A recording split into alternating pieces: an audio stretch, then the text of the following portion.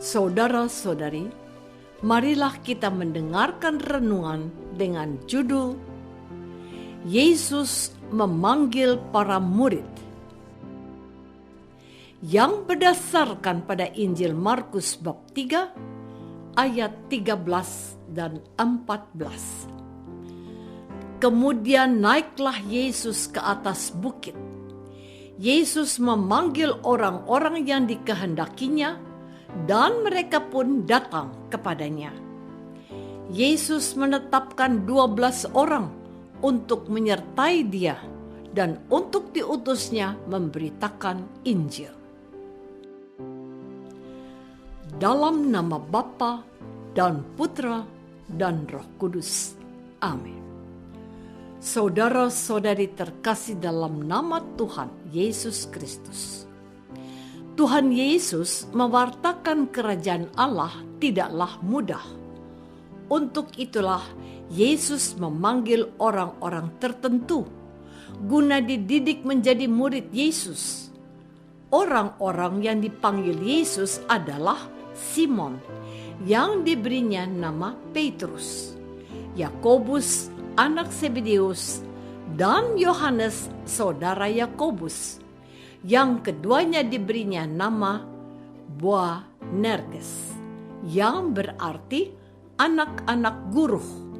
Selanjutnya Andreas, Filipus, Bartolomeus, Matius, Thomas, Yakobus anak Alfeus, Tadeus, Simon orang Zelot, dan Yudas Iskariot yang mengkhianati dia.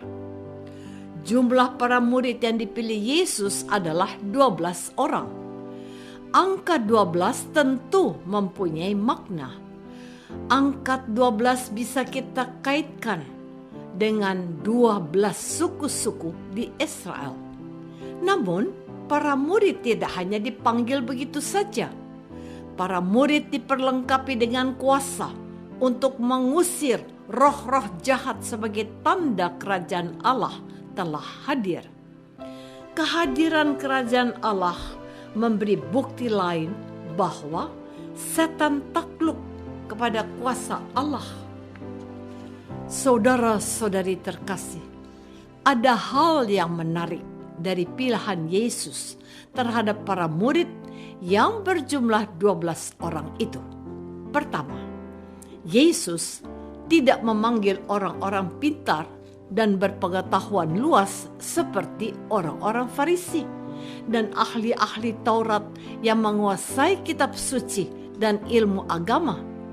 Sebaliknya, Tuhan Yesus justru memilih orang-orang biasa yang selama ini kurang diperhatikan dan dihargai. Kedua, sebagian besar dari para murid Yesus adalah para nelayan. Para nelayan pasti sudah biasa menghadapi ganasnya ombak, risiko tenggelam sampai kematian. Namun, Yesus malahan berkenan memanggil orang-orang yang berjiwa pemberani dan siap mati demi kerajaan Allah.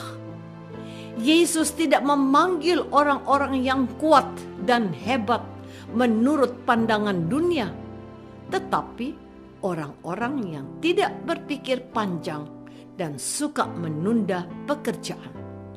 Yesus memanggil orang-orang yang siap bekerja keras, sekaligus mau dipimpin.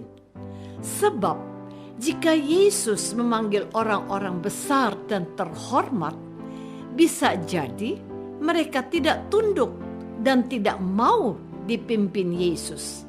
Hasilnya pun sungguh sangat mengagumkan kita semua. Saudara-saudari terkasih, kita umat Kristen dan Katolik dipanggil Yesus. Panggilan kita memang berbeda dengan para murid Yesus. Panggilan para murid Yesus adalah sebuah panggilan khusus. Mereka sama dengan para uskup, para imam, biarawan-biarawati yang secara khusus mengabdikan seluruh hidup mereka hanya untuk Allah. Jiwa dan raga mereka diserahkan sepenuhnya untuk Allah. Maka mereka tidak lagi bekerja mencari uang. Yang menjadi pekerjaan utama mereka adalah mewartakan kerajaan Allah. Sementara kita yang berada di luar mereka adalah panggilan umum. Kita dipanggil bukan pertama-tama mewartakan kerajaan Allah. Kita dipanggil untuk menjadi rekan kerja Yesus sesuai dengan bidang pekerjaan dan tugas kita. Orang yang bekerja sebagai petani dipanggil Allah untuk mengelola dan menjaga tanah. Tanah tidak hanya dilihat sebagai tempat untuk menanam dan menumbuhkan padi, jagung, dan tanaman lain. Namun, tanah juga menciptakan banyak keajaiban.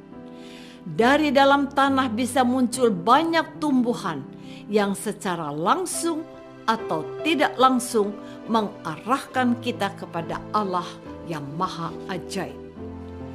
Saudara-saudari terkasih, Allah memanggil semua orang. Allah memanggil kaum ibu untuk menjadi rekan kerja Yesus dalam mendidik dan membesarkan anak. Maka pekerjaan seorang ibu dalam mendidik dan membesarkan anak tidak beda dengan tugas seorang dokter yang menyembuhkan orang-orang yang sakit dan menderita penyakit tertentu. Selain itu, tugas mendidik dan membesarkan anak sama dengan tugas seorang pastor yang mewartakan kerajaan Allah, berkhotbah, dan memimpin perayaan Ekaristi. Sebab lewat mulut kata-kata seorang ibu, Allah bisa berbicara kepada anak-anak mereka. Sama halnya dengan tugas bapak-bapak yang bekerja siang dan malam untuk menafkahi keluarganya. Dengan bekerja untuk memenuhi kebutuhan rumah tangga, Allah memanggil bapak-bapak untuk menjadi rekan Yesus. Melalui bapak-bapak, Allah menurunkan rezeki kepada setiap keluarga. Sementara para dokter dipanggil untuk menjadi rekan kerja Allah dalam menyalurkan kuasa kesembuhan. Allah juga memanggil para nelayan untuk mengelola lautan dan segala isinya dengan baik. Semua tugas itu tidak terlepas dari panggilan kita. Apakah selama ini kita sudah menyadari bahwa kita semua dipanggil sesuai dengan tugas kita untuk menjadi rekan kerja Allah? Marilah kita berdoa.